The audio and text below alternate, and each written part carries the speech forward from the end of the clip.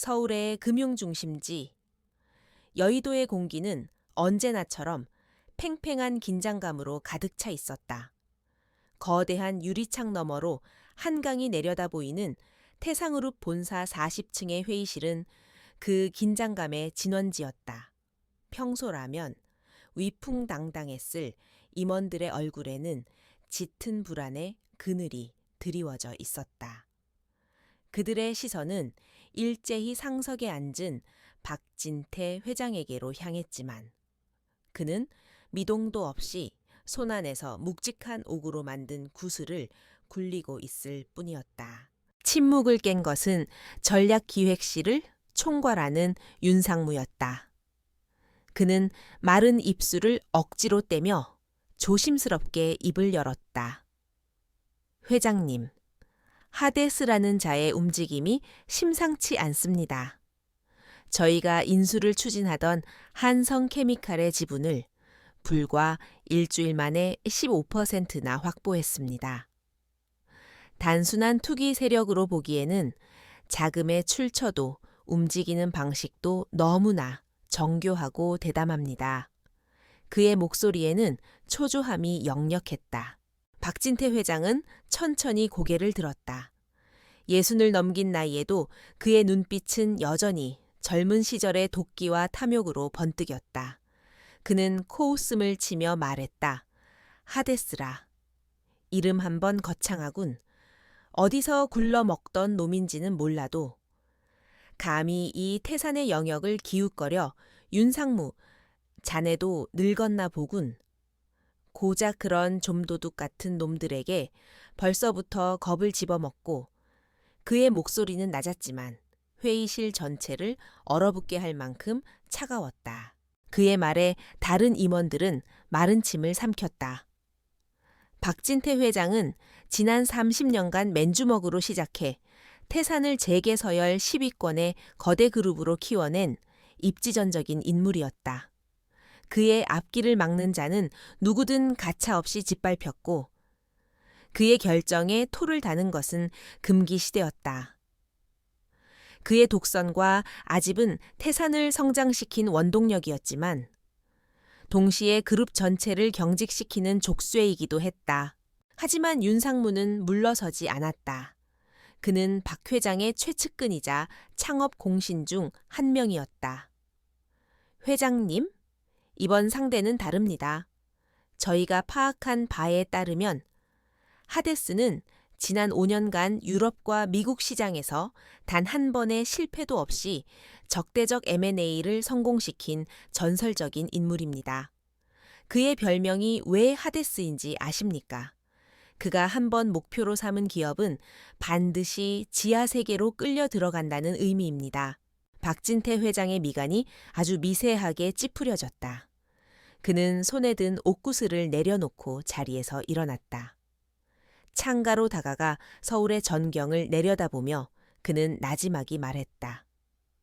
전설, 이 땅에서 전설은 나 박진태 하나면 좋게 그 하데스라는 놈의 뒷조사나 철저히 해 먼지 한 톨까지 샅샅이 털어서 정체가 뭔지 알아내. 그리고 한성케미칼은 무슨 수를 써서라도 우리가 가져온다. 내 말 알아들었나 그의 단호한 어조에 더 이상의 반론은 허용되지 않았다. 같은 시각 태상그룹 본사에서 불과 몇 킬로미터 떨어진 GFC 타워 최상층 한 남자가 도시의 야경을 무심하게 내려다보고 있었다. 통유리로 된 사무실은 최소한의 가구만으로 꾸며져 있었고 그의 책상 위에는 여러 대의 모니터가 쉴 새 없이 복잡한 데이터와 그래프를 쏟아내고 있었다. 그의 이름은 강지훈. 금융계에서는 오직 하데스라는 코드네임으로만 알려진 남자였다. 그는 29이라고는 믿기지 않을 만큼 차분하고 냉철한 분위기를 풍겼다. 잘 다듬어진 머리카락과 몸에 꼭 맞는 어두운 색의 수트는 한치의 흐트러짐도 없었고 깊이를 알 수 없는 그의 검은 눈동자는 눈앞의 화려한 야경이 아닌 더 먼 곳, 어두운 시면을 향하는 듯 했다. 그의 옆에 서 있던 비서이자 유일한 신복인 최 실장이 태블릿 PC를 내밀며 보고했다. 대표님. 예상대로 태상그룹이 저희의 움직임을 감지했습니다. 내부적으로 비상회의를 소집했다고 합니다. 강지훈은 고개도 돌리지 않은 채 입을 열었다. 그의 목소리는 감정을 거의 드러내지 않아 기계음처럼 들렸다. 박진태는 어떤 반응을 보였지? 최 실장은 잠시 망설이다 대답했다. 예상대로 저희를 과소평가하고 있습니다. 뒷조사를 지시했다고는 하지만 큰 위협으로 여기지는 않는 분위기입니다. 그 말에 지훈의 입가에 처음으로 희미한 미소가 떠올랐다. 그것은 기쁨이나 만족이 아닌 차가운 경멸에 가까운 표정이었다. 오만함은 패망의 지름길이지. 박진태는 지난 20년간 너무 많은 것을 가졌고 그 모든 것이 당연히 자신의 것이라 믿고 있어. 그 단단한 성벽에 작은 균열을 내는 것부터가 시작이야. 그는 최 실장에게서 태블릿을 받아들고 한성케미칼의 재무구조와 주주 명부를 훑어보았다. 그의 손가락이 화면 위를 빠르게 움직였고 그의 머릿속에서는 이미 다음 단계를 위한 수만 가지의 시뮬레이션이 그려지고 있었다. 최 실장은 그런 지훈의 모습을 경외감 어린 눈으로 바라보았다. 그는 5년 전 유럽의 한 작은 투자사에서 지훈을 처음 만났다. 당시만 해도 풋내기 분석가에 불과했던 지훈이 어떻게 지금의 하데스가 되었는지 그 누구도 정확히 알지 못했다. 그가 아는 것은 오직 지훈의 목표가 단순한 돈이나 명예가 아니라는 것. 그리고 그의 가슴 속에 누구에게도 말한 적 없는 깊고 뜨거운 복수심이 자리하고 있다는 사실뿐이었다. 업무 지시를 마친 지훈은 최 실장을 물러가게 했다. 혼자 남은 사무실에는 오직 모니터에서 흘러나오는 미세한 소음과 도시의 불빛만이 가득했다. 그는 책상 옆에 있는 개인 금고로 다가가 복잡한 암호를 입력하고 문을 열었다. 금고 안에는 수많은 기밀 서류와 함께 낡고 작은 나무 상자가 하나 들어 있었다. 그는 조심스럽게 상자를 꺼내 책상 위에 올려놓고 천천히 뚜껑을 열었다. 상자 안에는 낡아서 색이 바랜 사진 한 장이 들어 있었다. 사진 속에는 7살 남짓 되어 보이는 한 소년이 하얀 눈밭을 배경으로 환하게 웃고 있었다. 통통한 볼과 천진난만한 미소를 가진 아이였다. 지훈은 마른 손가락으로 사진 속 아이의 얼굴을 부드럽게 쓸었다. 그 순간 그의 무감각해 보이던 얼굴에 처음으로 인간적인 고통과 슬픔의 그림자가 스쳐 지나갔다. 그의 뇌리에 20년 전 그날의 기억이 칼날처럼 날카롭게 파고들었다. 눈보라가 몰아치던 혹독한 겨울밤. 교통사고로 부모님을 한꺼번에 잃고 유일한 혈육인 삼촌의 손에 이끌려 도착한 낯선 시골의 버스 정류장. 자신을 귀찮다는 듯 바라보던 삼촌의 차가운 눈빛과 매몰차게 돌아선 그의 뒷모습. 제발 저를 버리지 마세요. 눈밭에 무릎을 꿇고 애원하던 어린 자신의 목소리가 환청처럼 귓가에 맴돌았다. 박진태 자신의 아버지, 즉 그의 친형이 남긴 모든 것을 독차지하기 위해 어린 조카를 차디찬 눈밭에 버렸던 남자. 그날 이후 강지훈의 삶은 지옥 그 자체였다. 고아원을 전전하고 굶주림과 폭력에 시달리며 세상에 대한 증오와 복수심만으로 간신히 살아남았다. 그러다 우연한 기회에 그의 천재적인 두뇌를 알아본 한 재미교포 사업가의 눈에 띄어 미국으로 건너가게 되었고 그는 생존을 위해 그리고 오직 복수를 위해 자신을 갈고 닦았다. 그는 사진을 상자에 다시 넣고 금고에 잠갔다. 그의 눈빛은 다시 원래의 차갑고 비정한 하데스의 것으로 돌아와 있었다. 박진태 회장, 당신이 20년 전 눈밭에 버린 그 약하고 어린 조카는 죽었다. 이제 당신 앞에 서 있는 것은 당신의 제국을 무너뜨리기 위해 지옥에서 돌아온 복수의 화신이다. 그는 창밖의 태산그룹 건물을 향해 나지막이 속삭였다. 이제 게임을 시작해볼까. 삼촌. 다음 날 아침. 대한민국 모든 경제지의 한 면은 한성케미칼의 주가 폭등 소식으로 도배되었다. 정체불명의 세력, 한성케미칼 지분 추가 매입, 적대적 M&A 가능성 대두라는 자극적인 헤드라인 아래 태상그룹의 이름이 거론되었다. 시장은 순식간에 혼돈에 빠졌고 태상그룹의 주가마저 소폭 하락하기 시작했다. 이것은 거대한 폭풍의 전조에 불과한 작은 바람이었지만 그 바람은 정확히 박진태의 심기를 건드리고 있었다. 박진태 회장은 사무실에서 신문을 갈기갈기 찢어발겼다.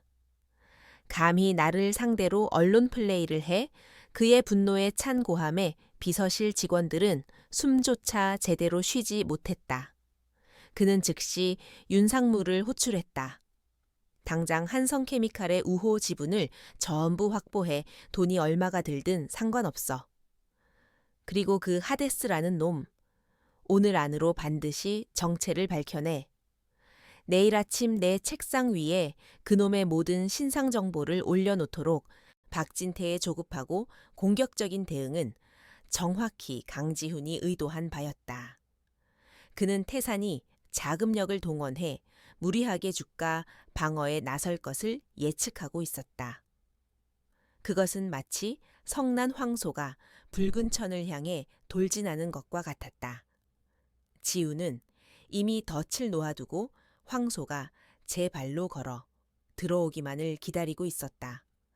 그의 진짜 목표는 처음부터 한성케미칼이 아니었기 때문이다. 그의 사무실 모니터에는 태상그룹의 복잡한 지배구조와 수많은 계열사들의 정보가 펼쳐져 있었다.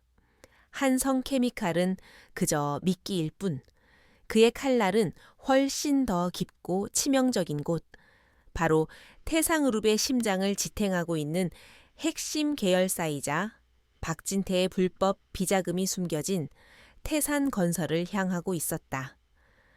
그는 마치 잘 짜인 악보를 연주하는 지휘자처럼 침착하고 냉정하게 다음 수를 준비하고 있었다. 강지훈은 박진태가 어떤 인물인지 누구보다 잘 알았다. 그는 의심이 많지만 동시에 자신의 판단을 맹신하는 모순적인 인간이었다. 한번 적으로 인식하면 수단과 방법을 가리지 않고 짓밟으려 들 것이고 그 과정에서 무리수를 둘 수밖에 없었다. 지훈은 바로 그 지점을 집요하게 파고들 생각이었다. 20년간 복수를 꿈꾸며 그는 박진태라는 인간을 완벽하게 분석하고 연구해왔다. 태상그룹은 거대한 성처럼 보였지만 그 내부는 부패와 비리로 얼룩져 있었다. 박진태의 아들인 박민혁 전무는 무능하고 방탕했으며 아버지의 후광에 기생하며 온갖 문제를 일으키고 다니는 시한폭탄 같은 존재였다.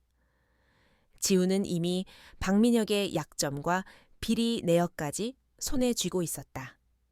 그는 가장 효과적인 순간에 그 카드를 사용할 생각이었다.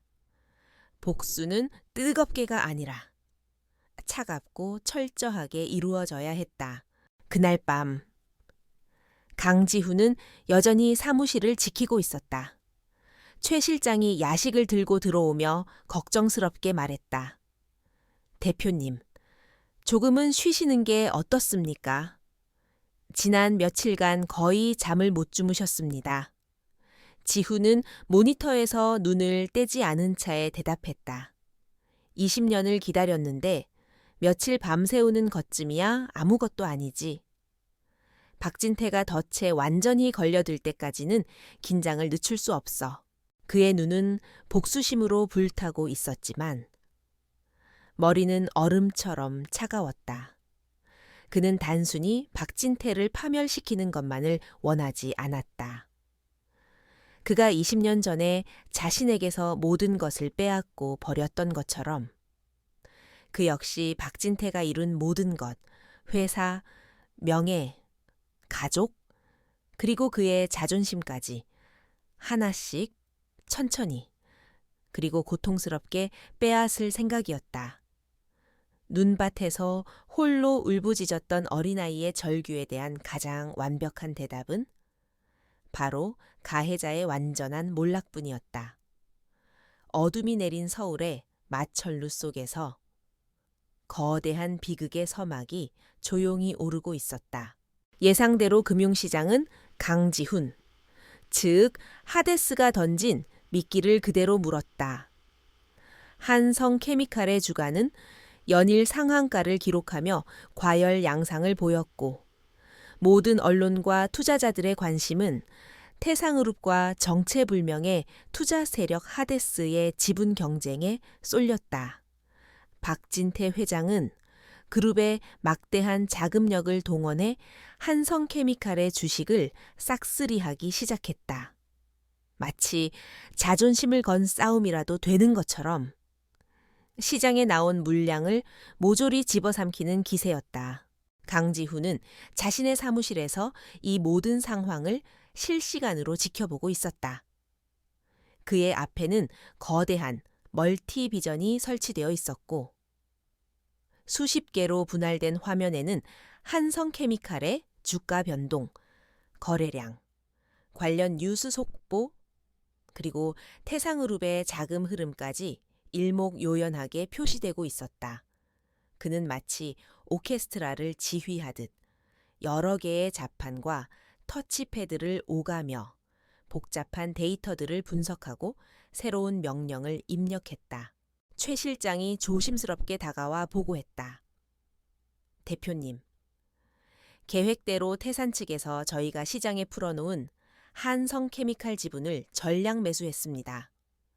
평균 매수 단가가 저희가 처음 매집했을 때보다 70% 이상 상승한 가격입니다. 그의 목소리에는 감탄과 흥분이 섞여 있었다.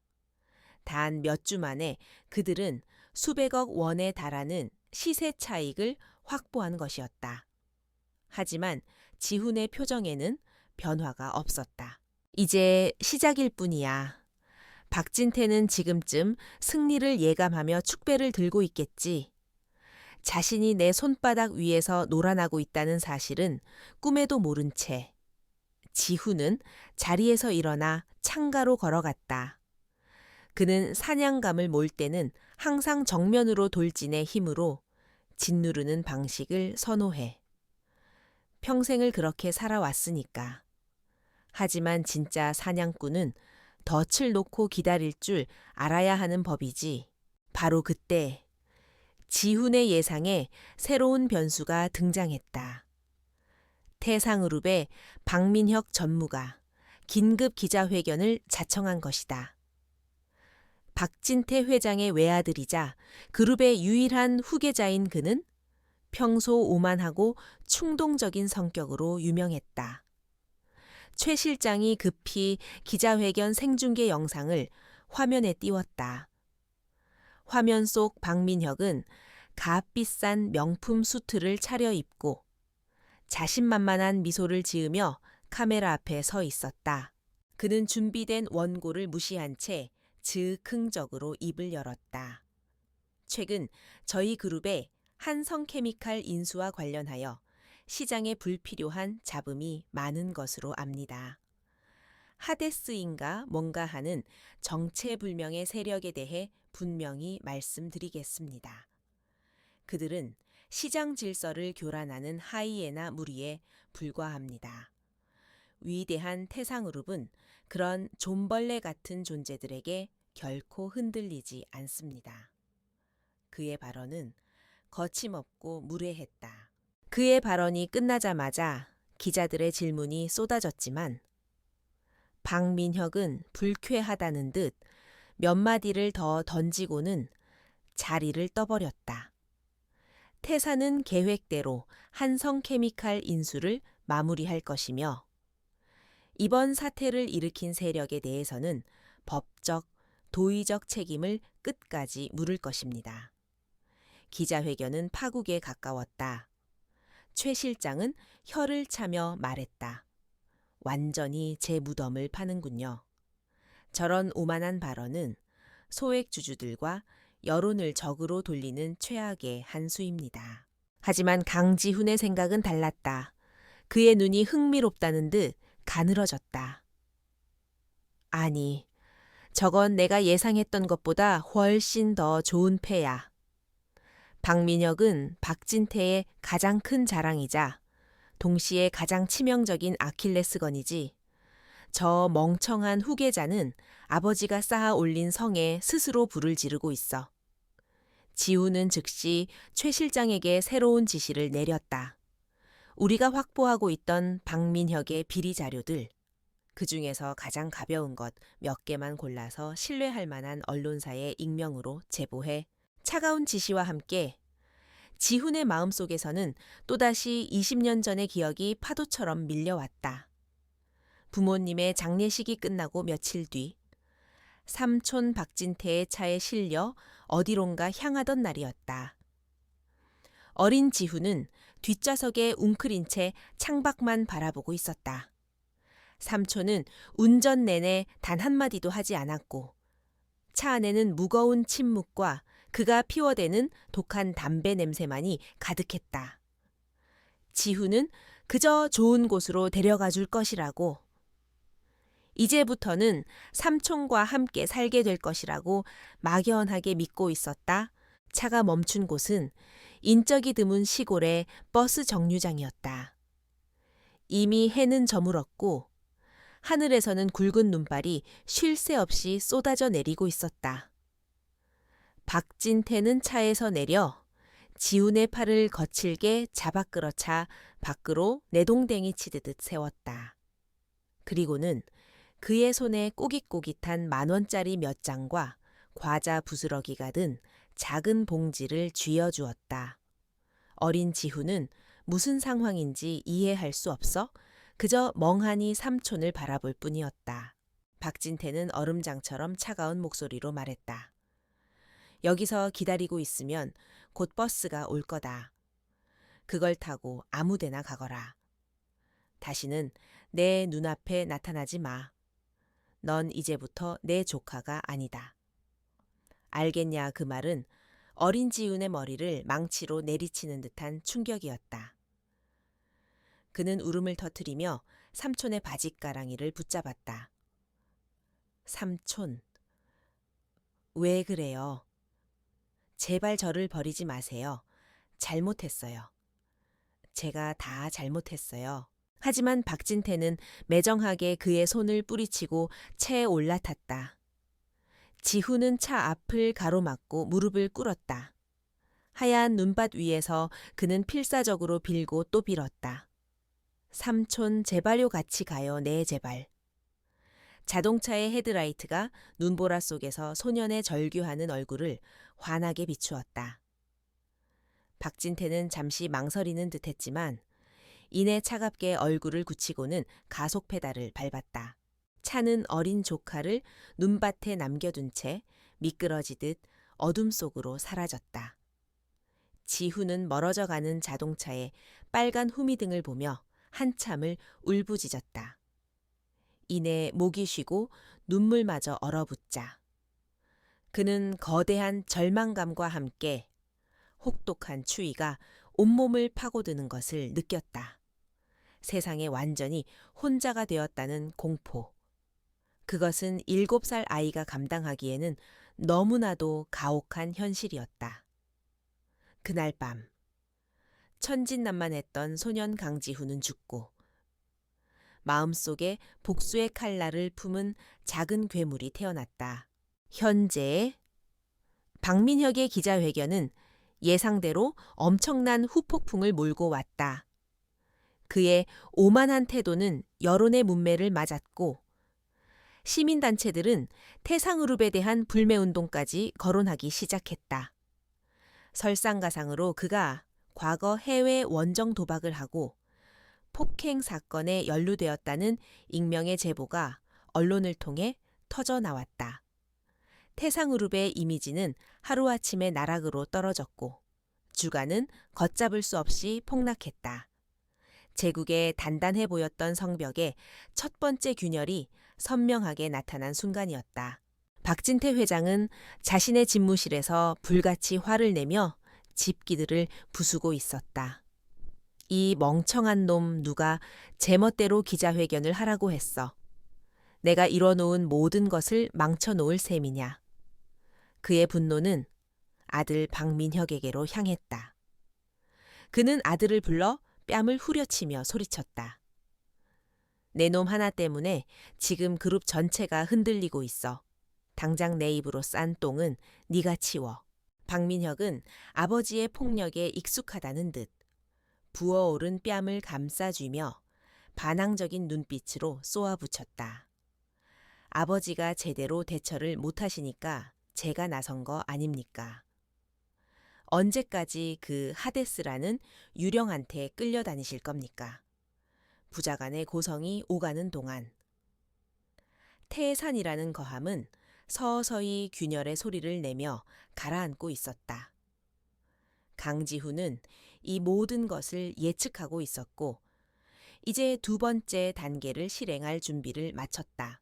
그날 밤늦게 박진태는 홀로 집무실에 남아 복잡한 심경으로 술잔을 기울였다. 분노가 가라앉자 알 수 없는 불안감이 엄습해왔다. 하데스. 도대체 어떤 놈이기에 이토록 자신을 흔들어대는 것일까? 지난 20년간 수많은 적들을 상대해왔지만 이번처럼 상대의 얼굴도 의도도 파악하지 못한 채 일방적으로 당한 것은 처음이었다. 마치 보이지 않는 거미줄에 걸린 곤충이 된 기분이었다. 그때 창밖으로 갑자기 차가운 겨울바람이 불어와 창문을 흔들었다. 으스스한 바람소리를 듣는 순간 박진태는 이유를 알 수 없는 한기를 느꼈다. 그리고 그의 뇌리 속에서 아주 오래되고 흐릿한 기억의 파편이 스쳐 지나갔다. 눈보라가 몰아치던 밤. 누군가의 애절한 목소리. 제발. 그는 머리를 흔들며 불쾌한 감정을 떨쳐내려 애썼다. 쓸데없는 생각. 그는 기억의 조각을 그저 피로와 스트레스 때문이라고 치부하며 독한 술을 다시 한번 목으로 넘겼다. 그는 아직 알지 못했다. 그가 잊어버린 과거의 망령이 그의 숨통을 조이기 위해 바로 문 앞에 와 있다는 사실을 박민혁 전무의 스캔들과 오만한 기자회견이 남긴 후폭풍은 태상그룹을 뿌리부터 흔들었다.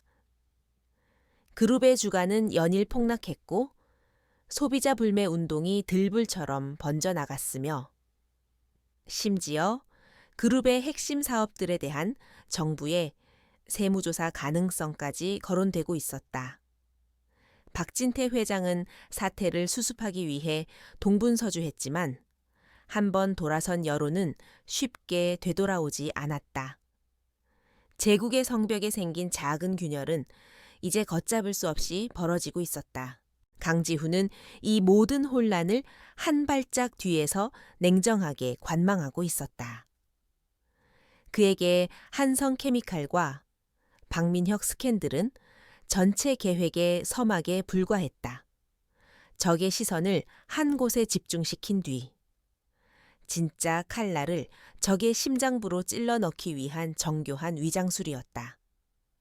이제 무대는 마련되었고 본격적인 복수극에 이막을 올릴 시간이었다.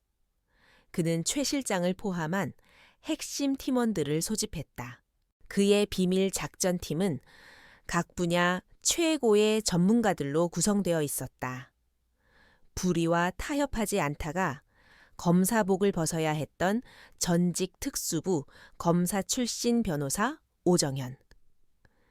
대한민국에서 손꼽히는 실력을 가졌지만 제도권에 얽매이기를 거부한 천재 화이트 해커 서유나. 그리고 권력의 비리를 파헤치다. 대형 언론사에서 쫓겨난 베테랑 탐사보도 전문기자 박성호가 그들이었다. 지후는 지난 몇 년간 이들을 영입하기 위해 막대한 공을 들였다.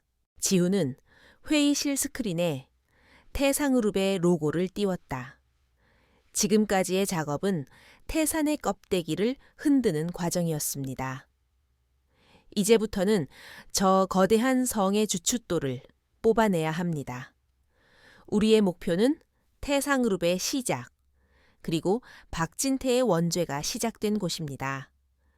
그의 손짓에 따라 스크린의 이미지가 바뀌었다. 나타난 것은 20년 전의 낡은 신문 기사와 빛바랜 로고였다. 유진전자. 최 실장이 부연 설명을 시작했다. 유진전자는 20년 전 작지만 기술력 있는 반도체 부품 회사였습니다. 창업주는 강현수 사장, 바로 대표님의 아버님이셨습니다. 강 사장님 부부가 불의의 교통사고로 돌아가신 직후 동생인 박진태 현 회장이 회사를 물려받았고 1년 뒤 회사 이름을 태산전자로 바꿨습니다. 이것이 오늘날 태산그룹의 모태가 된 회사입니다. 지훈의 목소리가 회의실의 공기를 차갑게 갈랐다. 표면적으로는 비극적인 사고 이후 동생이 형의 유지를 잇는 아름다운 이야기처럼 보이지. 하지만 그 이면에는 추악한 음모와 탐욕이 숨겨져 있어. 아버지는 돌아가시기 직전 획기적인 신기술 개발을 눈앞에 두고 있었고 대규모 투자 유치 계약서에 서명하기로 되어 있었어. 하지만 그 모든 것은 아버지의 죽음과 함께 박진태의 손에 넘어갔지. 그의 지시는 명확했다. 변호사는 당시 회사 인수 과정에 법적 허점을 파고들고 서윤아는 그룹의 낡은 서버에 잠입해 삭제된 20년 전의 회계 자료와 내부 문건들을 복원하며 박 기자는 당시 유진전자에 근무했던 핵심 인물들의 행방을 추적하는 것이었다. 이것은 단순히 기업 비리를 캐는 수준이 아니었다. 한 남자의 인생을 송두리째 빼앗고 그 위에 세워진 거대 제국의 근간을 파헤치는 위험한 작업이었다. 조사는 생각보다 쉽지 않았다. 박진태는 이미 20년이라는 긴 시간 동안 자신의 과거를 철저하게 지우고 세탁해 놓은 상태였다. 관련 서류들은 대부분 소실되거나 교묘하게 조작되어 있었고 당시의 핵심 인물들은 대부분 입을 다물거나 행방이 묘연했다. 하지만 지훈의 팀은 포기하지 않았다. 그들은 밤낮을 가리지 않고 작은 단서 하나라도 놓치지 않기 위해 매달렸다. 결정적인 돌파구는 의외의 곳에서 열렸다. 박 기자가 유진전자의 창립 멤버이자 당시 생산부장이었던 김영철 씨를 찾아낸 것이다. 그는 박진태가 회사를 장악한 직후 부당하게 해고되었고 지금은 작은 시골 마을에서 소규모 전파상을 운영하며 조용히 살아가고 있었다. 지훈은 직접 그를 만나기 위해 먼 길을 나섰다. 허름한 전파상 문을 열고 들어서자 세월의 흔적이 깊게 팬 얼굴의 노인이 그를 맞았다. 지훈은 자신의 신분을 밝히지 않은 채 20년 전 유진전자에 대해 취재하고 싶다고만 말했다. 김영철 부장은 처음에는 경계하며 입을 열지 않았다. 그는 지난 20년간 박진태의 감시와 회유 속에서 고통스러운 시간을 보내왔던 것이다. 하지만 지훈이 아버지 강현수 사장의 이름을 꺼내는 순간 그의 눈빛이 흔들리기 시작했다. 당신이 강 사장님을 어떻게 지우는 품속에서 낡은 사진 한 장을 꺼내 테이블 위에 올려놓았다. 20년 전 아버지와 함께 공장 마당에서 환하게 웃고 있는 어린 자신의 모습이 담긴 사진이었다. 제가 강현수의 아들입니다. 그 말에 김영철 부장은 한동안 말을 잇지 못하고 지훈의 얼굴과 사진을 번갈아 바라보았다. 그의 눈시울이 서서히 붉어졌다. 사장님을 정말 많이 닮으셨군요. 특히 그 눈빛이 그날 밤. 김영철 부장은 지훈에게 지난 20년간 가슴속에 묻어두었던 모든 진실을 털어놓았다. 강현수 사장의 죽음이 단순한 사고가 아닐 수도 있다는 의심. 박진태가 사장의 개인 금고에서 무언가를 훔쳐가는 것을 목격한 사실. 그리고 투자 계약서를 위조하고 회사의 자금을 빼돌려 지분을 확보했던 정황까지. 그의 증언은 지훈이 막연하게 추측만 하던 모든 것을 확인시켜주는 살아있는 증거였다. 이야기를 마친 김영철 부장은 자리에서 일어나 방 안쪽으로 들어갔다. 잠시 후 그는 먼지가 뽀얗게 쌓인 낡은 철제 상자를 들고 나왔다. 사장님이 돌아가시기 며칠 전 저에게 맡기신 물건입니다. 혹시 자신에게 무슨 일이 생기면 언젠가 아들인 지훈 군이 찾아올 테니 그때 전해주라고 하셨습니다. 그는 떨리는 손으로 상자를 열었다. 상자 안에는 비밀 회계 장부와 박진태의 횡령 내역이 기록된 테이프, 그리고 신기술의 핵심 설계도가 고스란히 들어 있었다. 아버지가 남긴 유품을 받아든 강지훈의 손이 미세하게 떨리고 있었다. 이것은 단순한 증거 자료가 아니었다. 아들의 손에 쥐어진 아버지의 마지막 유언이자 빼앗긴 모든 것을 되찾고 정의를 바로 세우라는 준엄한 명령이었다. 그는 김영철 부장에게 깊이 고개를 숙였다. 감사합니다. 부장님, 20년간 이 소중한 것을 지켜주셔서 정말 감사합니다. 이제 아버님의 한을 제가 풀어드리겠습니다. 서울로 돌아온 강지훈의 눈빛은 이전보다 더욱 차갑고 단단해져 있었다. 그는 아버지의 비밀 장부를 팀원들 앞에 펼쳐놓았다. 장부에는 박진태가 어떻게 형의 회사를 약탈했는지가 날짜별로, 항목별로 상세하게 기록되어 있었다. 그것은 태상그룹이라는 화려한 성이 사실은 살인과 배신이라는 추악한 토대 위에 세워졌음을 증명하는 결정적인 증거였다. 이제 모든 무기는 준비되었다. 지훈은 팀원들에게 마지막 지시를 내렸다. 오 변호사님은 이 장부를 근거로 박진태에 대한 횡령 및 배임 혐의 고발장을 준비해 주십시오. 서윤아 씨는 장부의 내용과 우리가 복원한 서버 데이터가 일치한다는 증거를 확보하고 박 기자님은 이 모든 사실을 가장 효과적으로 터뜨릴 수 있는 판을 짜주십시오. 그의 목소리에는 서늘한 분노와 함께 흔들림 없는 결의가 담겨 있었다. 이제 그는 더 이상 어둠 속에 숨어있는 하데스가 아니었다. 아버지의 이름과 자신의 모든 것을 걸고 거대한 악과 정면으로 맞서 싸우는 복수의 기사였다. 그는 창밖으로 보이는 태상그룹의 거대한 빌딩을 노려보았다. 박진태, 당신이 훔친 모든 것을 개워내고 당신이 저지른 죄의 대가를 치를 시간이 왔다. 모래 위에 지어진 당신의 성은 이제 나의 손에 의해 무너져 내릴 것이다.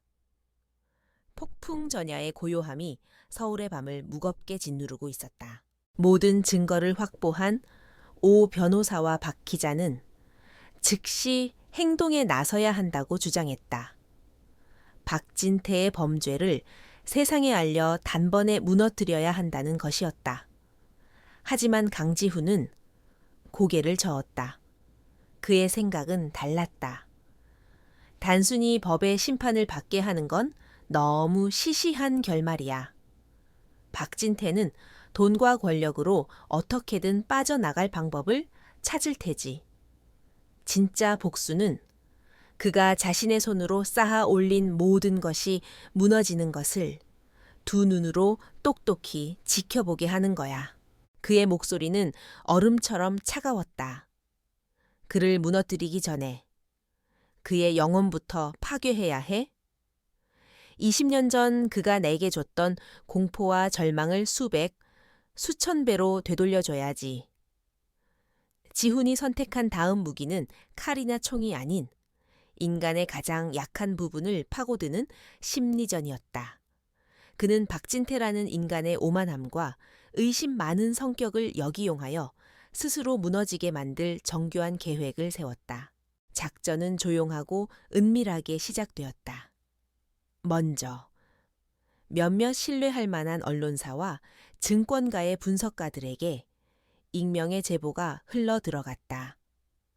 제보 내용은 20년 전의 사건이 아닌 비교적 최근의 태산건설, 비자금 조성 의혹과 관련된 내부 자료들이었다. 아버지의 비밀 장부에 기록된 수많은 비리 목록 중 가장 가벼운 것들이었지만 그 증거는 너무나 구체적이고 명확해서 태상그룹이 발뺌할 수 없게 만들었다. 예상대로 언론은 이 익명의 제보를 대서특필하기 시작했다. 태상그룹은 즉각 사실무근이라며 강력하게 반발했지만 며칠 뒤 제보자는 더 구체적인 2차 증거 자료를 공개했다. 여론은 급격하게 악화되었고 검찰은 마지못해 수사에 착수한다는 입장을 발표했다. 박진태는 격노했지만 꼬리 자르기 식으로 몇몇 임원을 희생시키는 것 외에는 뾰족한 방법이 없었다. 그는 이 모든 것이 하데스의 소행이라고 확신했지만 증거가 없었다. 이것은 시작에 불과했다. 지훈은 박진태의 일상 깊숙이 파고들기 시작했다. 그는 박진태가 다니는 최고급 프라이빗 클럽의 매니저를 매수했고 회장이 방문하는 시간에 맞춰 TV 채널을 조작했다. 박진태가 지인들과 골프 이야기를 나누고 있을 때 TV에서는 의도적으로 공소시효가 임박한 과거 경제 범죄에 대한 시사 프로그램이 흘러나왔다. 박진태는 불쾌한 표정으로 채널을 돌리라고 소리쳤지만 그의 마음속에는 꺼림칙한 기운이 싹트기 시작했다. 며칠 뒤 그룹 임원 회의실. 박진태는 누군가 자신의 커피 향을 바꾼 것을 발견했다. 그것은 20년 전 그의 형이자 지훈의 아버지였던 강현수 사장이 유독 즐겨 마시던 원두의 향이었다. 그는 비서실장을 불러 불호령을 내렸지만 비서실장은 최근 새로 들여온 최고급 원두일 뿐이라며 어리둥절한 표정을 지었다. 그 누구도 의심할 수 없는 너무나 사소하고 일상적인 균열이었다. 심리적 압박은 점점 더 노골적으로 변해갔다. 어느 날 박진태의 사무실로 발신인이 없는 익명의 소포가 배달되었다. 소포 안에는 그의 형이 생전에 아끼던 것과 똑같은 재질의 고급 바둑판이 들어있었다. 섬뜩함을 느낀 박진태는 당장 소포를 내다버리라고 지시하고 보안팀을 족쳤지만 누가 보냈는지 알아낼 방법은 없었다. 그는 자신의 주변에 보이지 않는 눈이 존재한다는 공포에 휩싸이기 시작했다. 그는 가장 믿었던 측근들마저 의심의 눈초리로 바라보기 시작했다. 수십 년간 자신을 보좌해온 윤상무의 사소한 말실수에도 민감하게 반응했고 아들인 박민혁에게는 내 놈이 적과 내통하고 있는 것 아니냐 미어 폭언을 퍼부었다. 그의 의심은 내부를 향한 불신으로 번졌고 그룹의 의사결정 체계는 마비되기 시작했다. 임원들은 언제 터질지 모르는 회장의 분노 앞에서 몸을 사리기에 급급했다.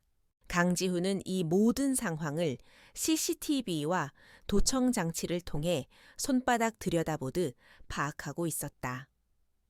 그는 박진태가 느끼는 불안과 공포를 먹이 삼아 더욱 교묘한 덫을 놓았다. 박진태가 자주 가는 단골 한정식 집에 어린 종업원을 시켜 그가 지나갈 때 20년 전 유행했던 동요를 흥얼거리게 했다. 그것은 지훈의 어머니가 어린 그에게 자주 불러주던 노래였다. 노래를 듣는 순간 박진태는 심장이 멎는 듯한 충격을 받았다. 그날 밤 박진태는 악몽을 꾸었다. 꿈속에서 그는 끝없이 펼쳐진 눈밭을 헤매고 있었다. 눈보라가 거세게 몰아쳤고 어디선가 어린아이의 울음소리가 들려왔다. 그는 소리가 들리는 곳으로 필사적으로 달려갔지만 아이의 모습은 보이지 않았다. 다만 제발 저를 버리지 마세요. 라는 애절한 목소리만 귓가를 맴돌았다. 그는 쏘스라치게 놀라며 잠에서 깨어났다. 온몸은 식은땀으로 흠뻑 젖어 있었고 심장은 격렬하게 뛰고 있었다. 그는 더 이상 버틸 수 없었다. 지난 몇 주간 계속된 정체불명의 압박과 불면. 악몽은 강철 같았던 그의 정신을 서서히 갉아먹고 있었다. 그는 비틀거리며 일어나 서재로 향했다. 그리고는 굳게 잠겨있던 낡은 캐비닛을 열었다. 캐비닛 안에는 유진전자 시절의 낡은 앨범들이 보관되어 있었다. 그는 떨리는 손으로 앨범을 펼쳐 형 강현수의 사진을 찾기 시작했다. 사진 속의 형은 인자한 미소로 그를 바라보고 있었다. 그 순간 20년간 잊고 살았던 죄책감이 희미하게 고개를 들었다. 하지만 박진태는 이내 고개를 흔들며 그 감정을 떨쳐냈다. 아니야. 그때의 선택은 어쩔 수 없었어. 회사를 살리기 위한 최선이었을 뿐이야. 그는 스스로를 합리화하며 애써 태연한 척했지만 그의 눈동자는 공포로 흔들리고 있었다. 그는 자신을 괴롭히는 존재가 누구인지 알아내기 위해 형의 주변 인물들을 샅샅이 떠올리기 시작했다. 혹시 그때 놓친 무언가가 있었던 것은 아닐까. 하지만 아무리 생각해도 짚히는 구석이 없었다. 그가 버렸던 어린 조카 그 아이는 진작에 얼어 죽었거나 고아원에서 별 볼 일 없는 인생을 살고 있을 터였다. 감히 자신에게 대항할 만한 인물로 성장했을 리가 없었다. 박진태는 자신의 오만함이라는 감옥에 갇혀 진실을 보지 못하고 있었다. 그가 하찮게 여겼던 존재, 기억 속에서 완전히 지워버렸던 그 어린 조카가 바로 자신의 목을 조여오는 복수의 화신이라는 사실을 그는 상상조차 하지 못했다. 그는 보이지 않는 적과의 싸움에서 완전히 길을 잃고 헤매고 있었다. 강지훈의 심리전은 완벽하게 성공하고 있었다. 사무실에서 이 모든 상황을 지켜보던 지훈의 얼굴은 무표정했다. 최 실장이 옆에서 감탄하며 말했다. 대표님의 계획은 정말 무서울 정도입니다. 박진태는 이제 제정신이 아닌 것 같습니다. 지훈은 모니터 속에서 괴로워하는 박진태의 모습을 차갑게 응시하며 나지막이 말했다. 아직 멀었어. 이건 전체 요리에 불과해. 메인 요리는 이제부터 시작이니까. 그의 눈빛이 어둠 속에서 서늘하게 빛났다. 이제 박진태를 절망의 나락으로 떨어뜨릴 마지막 한 수를 던질 시간이었다. 태상그룹의 위기는 임계점을 향해 치닫고 있었다. 연이어 터지는 비리 의혹과 주가 폭락 사태에 불안감을 느낀 외국인 투자자들과 소액주주 연대가 임시 주주총회 소집을 요구하고 나섰다. 박진태는 더 이상 상황을 외면할 수 없었다. 그는 자신의 건재함을 과시하고 위기를 정면 돌파하기 위해 임시 주주총회를 받아들이기로 결정했다. 그것은 그의 평생에 걸친 오만함이 부른 최악의 판단 착오였다. 주주총회 당일 태상그룹 본사 대강당은 수백 명의 주주들과 기자들로 가득 차 숨막히는 긴장감이 흘렀다. 박진태는 지난 몇 주간의 심리적 고통으로 수척해졌지만 애써 위험 있는 표정을 지으며 단상에 올랐다. 그는 준비된 연설문을 통해 현재의 위기가 외부의 악의적인 공격 때문임을 강조하며 곧 모든 것을 정상으로 되돌려 놓겠다고 목소리를 높였다. 그의 연설에 일부 충성스러운 주주들은 박수를 보냈지만 대부분의 참석자들은 의심의 눈초리를 거두지 않았다. 질의응답 시간이 시작되고 날카로운 질문들이 쏟아지던 바로 그 순간이었다. 굳게 닫혀있던 강당의 뒷문이 소리 없이 열리고 2명의 남자가 안으로 들어섰다. 앞장선 남자는 칠흑같이 어두운 수트를 입은 젊은 남자였고 그 뒤를 중년의 변호사가 따르고 있었다. 모든 사람의 시선이 갑작스러운 이들의 등장에 쏠렸다. 박진태는 불쾌한 표정으로 경호팀에게 저들을 막으라고 눈짓했다. 하지만 젊은 남자는 경호원들의 제지를 뚫고 성큼성큼 단상을 향해 걸어왔다. 그의 손에는 주주총회 참석 자격을 증명하는 서류가 들려 있었다. 그가 위임받은 의결권은 단숨에 2대 주주의 지위를 차지할 만큼 막대한 규모였다. 사회자가 당황하며 그의 신분을 묻자 남자는 마이크 앞에 서서 강당 전체에 울려 퍼지는 차분한 목소리로 입을 열었다. 제 이름은 강지훈입니다.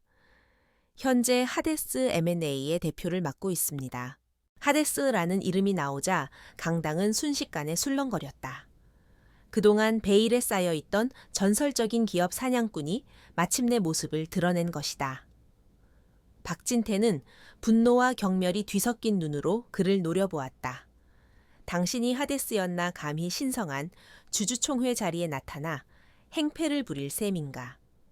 경호원들은 뭘 하고 있나 당장 저 자를 끌어내 그의 고함에 경호원들이 움직이려 했지만 강지훈은 미동도 하지 않았다. 그는 박진태를 똑바로 응시하며 말을 이었다. 그의 목소리는 이상할 정도로 침착했다. 저는 이 자리에서 태상그룹의 경영 위기에 대해 논하고자 온 것이 아닙니다. 그보다 더 근본적인 문제, 바로 태상그룹의 설립 정당성과 박진태 회장님의 자격에 대해 묻고자 합니다. 그의 말에 장내는 찬물을 끼얹은 듯 조용해졌다. 지훈은 손짓으로 뒤편의 스크린을 가리켰다. 스크린에는 20년 전 유진전자의 재무제표와 인수합병 관련 서류들이 나타났다. 지훈은 마치 강의를 하는 교수처럼 박진태가 어떻게 형의 사망 직후 회사의 공금을 횡령하고 투자 계약서를 위조하여 회사를 불법적으로 찬탈했는지를 조목조목 설명하기 시작했다. 오 변호사가 제시하는 증거 자료들은 화면에 차례로 나타났고 그것들은 너무나 명백하여 누구도 반박할 수 없었다. 박진태의 얼굴이 새하얗게 질리기 시작했다. 그는 자리에서 벌떡 일어나 손가락질을 하며 소리쳤다. 거짓말이다. 저건 모두 조작된 거야. 나는 내 피와 땀으로 태산을 일궜어. 그의 발악에 가까운 외침은 그러나 이어지는 증거 앞에서 힘을 잃어갔다.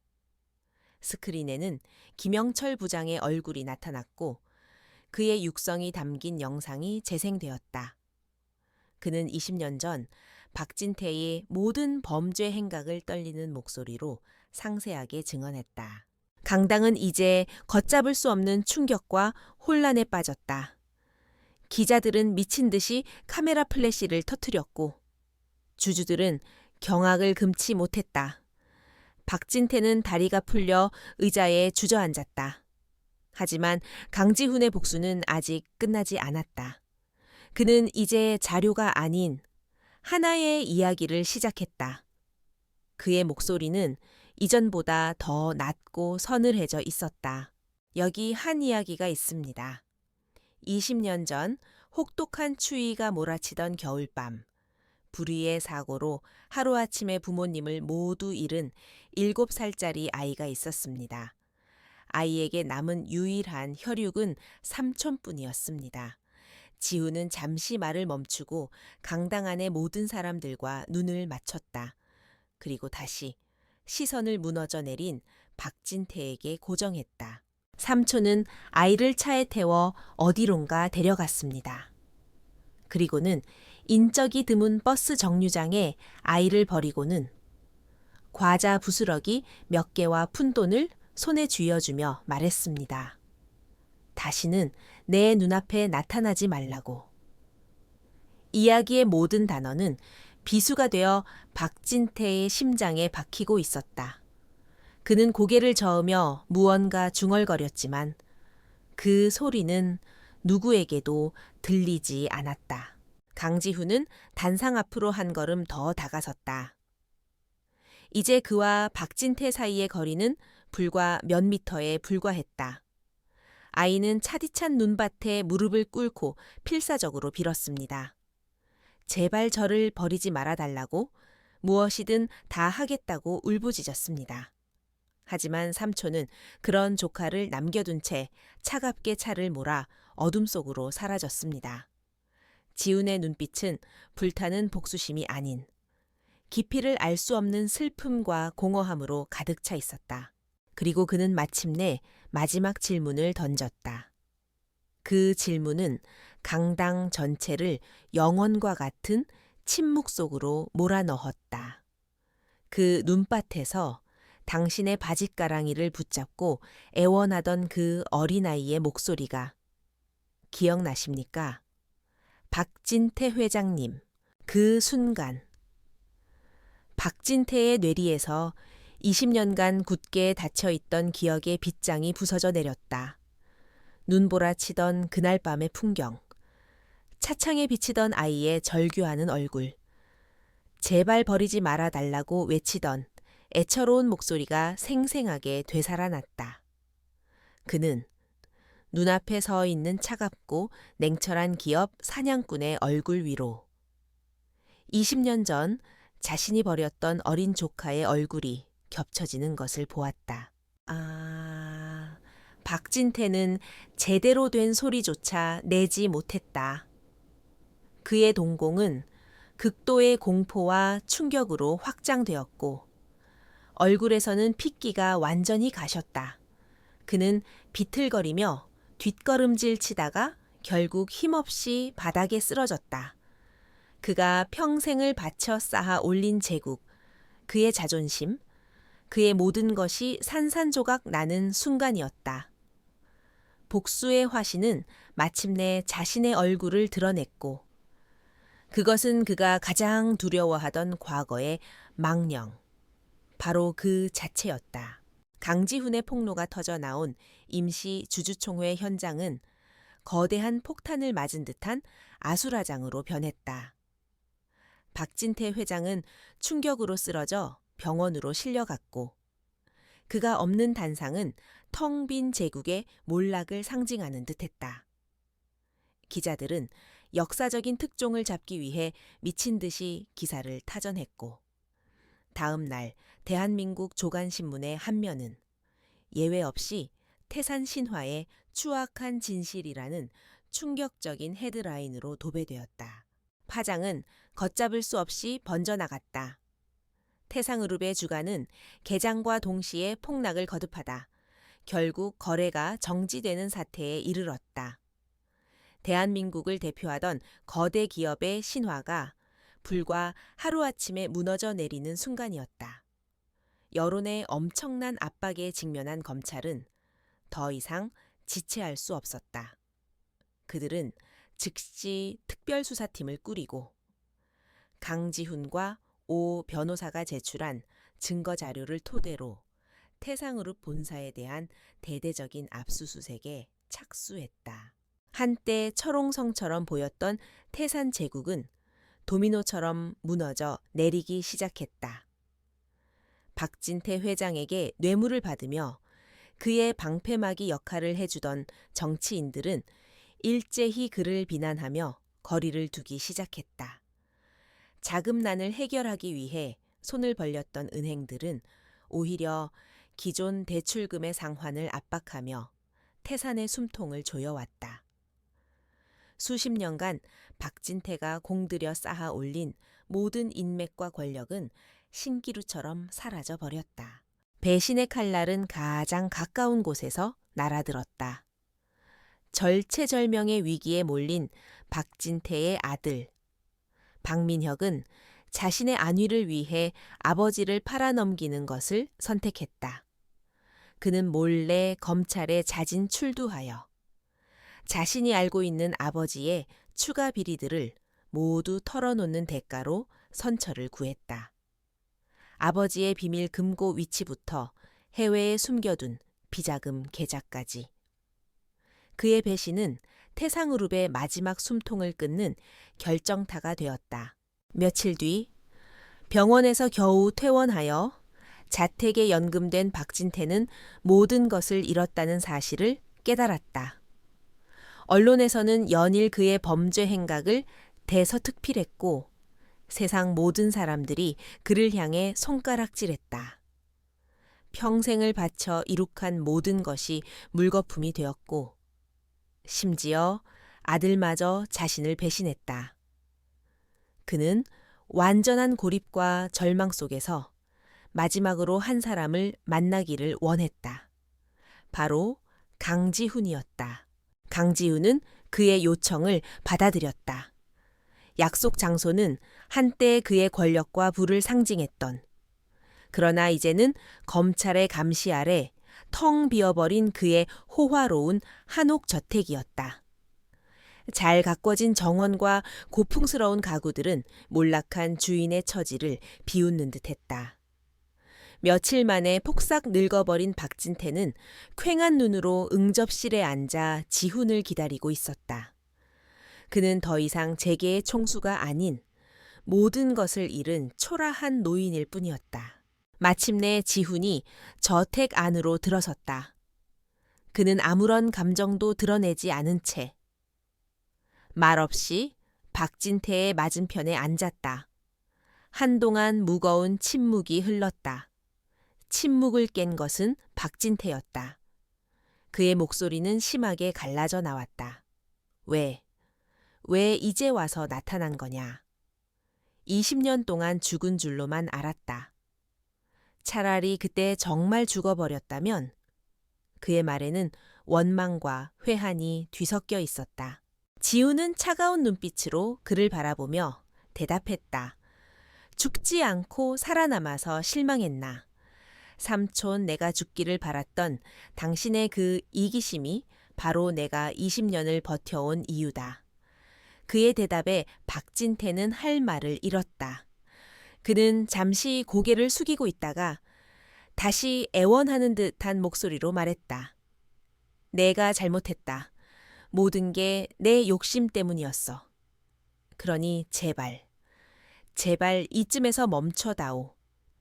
네가 원한다면 태상의룹 전부 너에게 주겠다. 그러니 날 용서해다오. 그의 비굴한 모습에 지훈의 입가에 경멸의 미소가 떠올랐다. 용서 당신은 20년 전 눈밭에서 울부짖던 어린아이에게 용서를 구할 기회가 있었어. 하지만 당신은 그 기회를 외면했지. 이제 와서 당신이 나에게 줄 수 있는 것은 아무것도 없어. 태상으룹은 어차피 당신의 것이 아니었으니까.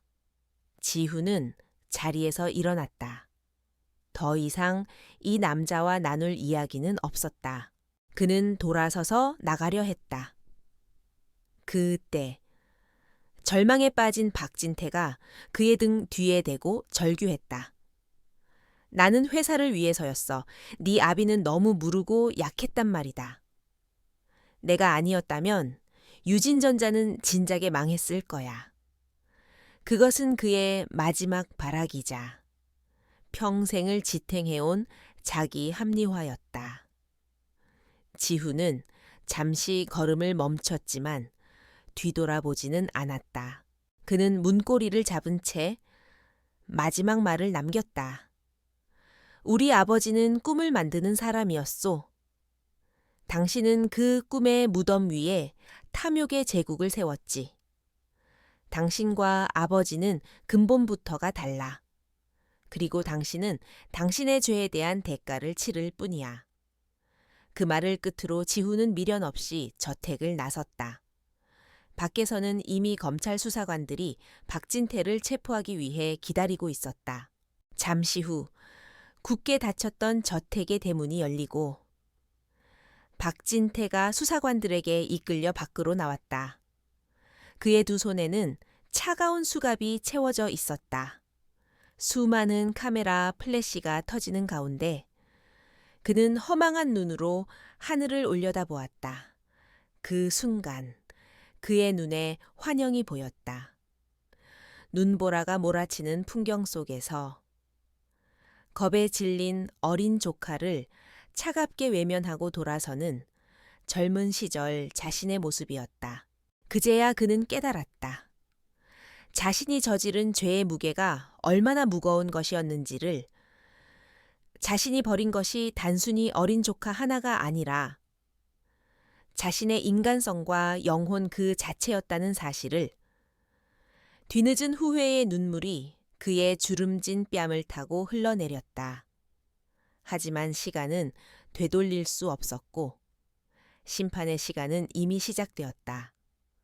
몰락한 제국의 황제는 그렇게 역사의 무대 뒤편으로 초라하게 퇴장했다. 폭풍이 지나간 자리는 고요했다. 강지훈이 20년간 준비해온 복수극은 대한민국 사회 전체를 뒤흔든 거대한 스캔들로 막을 내렸다. 법의 심판은 신속하고 준엄했다. 주범인 박진태는 횡령, 배임, 주가 조작 등 수십 가지 혐의가 모두 유죄로 인정되어 무기징역에 가까운 중형을 선고받고 모든 재산을 추징당했다. 한때 대한민국을 호령하던 재계의 총수는 그렇게 역사의 뒤양일로 쓸쓸히 사라졌다. 아들 박민혁은 아버지를 배신한 대가로 감형을 받아 집행유예로 풀려났지만 그는 이미 사회적으로 완전히 매장된 상태였다. 아버지를 판 페류나라는 꼬리표는 그를 평생 따라다닐 것이었다. 태상그룹은 법정 관리에 들어갔고 강지훈과 그의 팀이 주도하는 채권단에 의해 대대적인 구조조정 작업에 착수했다. 부실 계열사들은 정리되었고 부패한 임원들은 모두 축출되었다. 많은 사람들은 강지훈이 하데스라는 이름으로 태상그룹의 새로운 주인이 될 것이라고 예상했다. 하지만 그의 선택은 모두의 예상을 벗어났다. 그는 그룹의 경영권을 전문 경영인에게 맡기고 자신은 이대 주주로서의 감시 역할에만 충실하겠다고 선언했다. 그의 목표는 처음부터 제국의 찬탈이 아닌 정의의 구현이었기 때문이다. 그는 아버지의 이름을 따 강현수 과학기술재단을 설립했다. 재단은 태상그룹의 지분에서 나오는 배당금으로 운영되며 아버지처럼 꿈과 기술력을 가졌지만 자본이 부족한 젊은 과학도와 벤처 기업을 후원하는 역할을 맡았다. 아버지의 선한 의지가 담겨 있던 유진전자의 정신을 되살리는 것. 그것이 강지훈이 생각하는 이 진정한 의미의 복수이자 유산의 회복이었다. 그는 더 이상 자신을 하데스라 칭하지 않았다. 세상은 그를 강지훈 대표라고 불렀다. 모든 것이 제자리를 찾아가면서 지훈은 설명하기 힘든 공허함을 느꼈다. 지난 20년간 그의 삶을 지탱해온 단 하나의 목표. 바로 복수라는 거대한 불꽃이 꺼져버린 뒤였다. 증오와 분노가 사라진 마음에는 낯선 평온함과 함께 무엇을 위해 살아가야 할지에 대한 막연함이 찾아왔다. 그는 오랫동안 잊고 있던 온전한 강지훈으로서의 삶을 어떻게 시작해야 할지 알 수 없었다. 어느 맑은 가을날 그는 국화꽃 한 다발을 사들고 부모님이 잠들어 계신 추모공원을 찾았다. 그는 묘비 앞에 꽃을 내려놓고 아무 말 없이 한참을 서 있었다. 굳이 말로 하지 않아도 부모님은 모든 것을 알고 계실 것 같았다. 아버지, 어머니, 이제 다 끝났어요. 그는 나지막이 읊조렸다. 시원한 가을바람이 그의 뺨을 스치며 마치 부모님의 따뜻한 손길처럼 그를 위로해 주는 듯했다.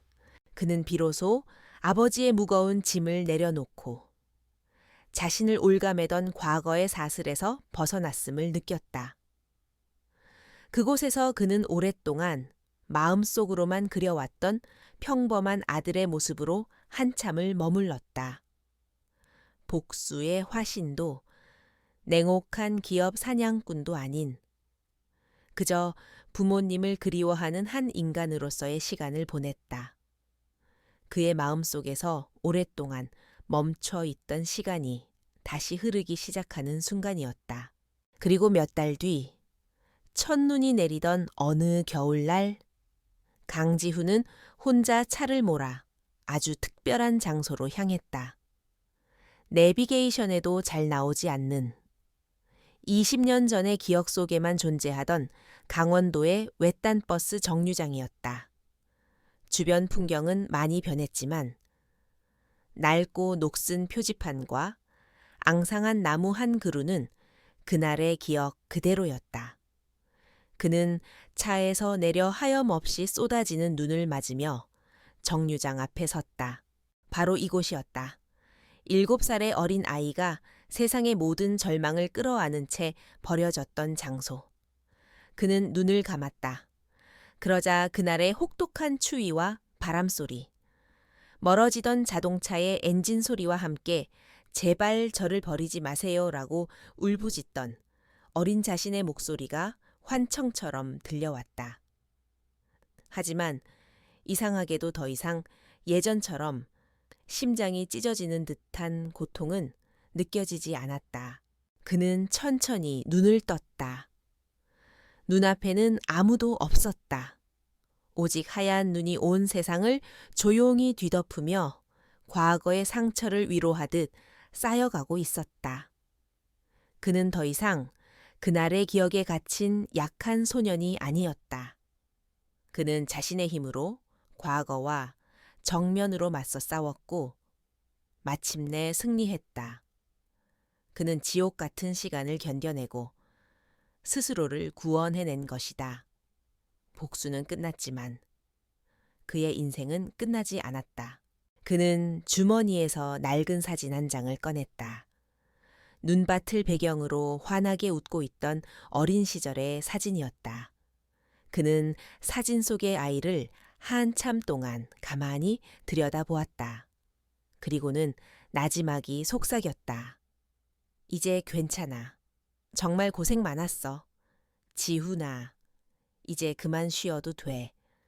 그는 사진을 다시 품속에 넣지 않았다.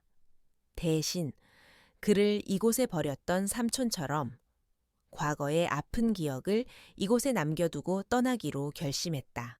그는 조용히 돌아서서 자신의 차를 향해 걸어갔다.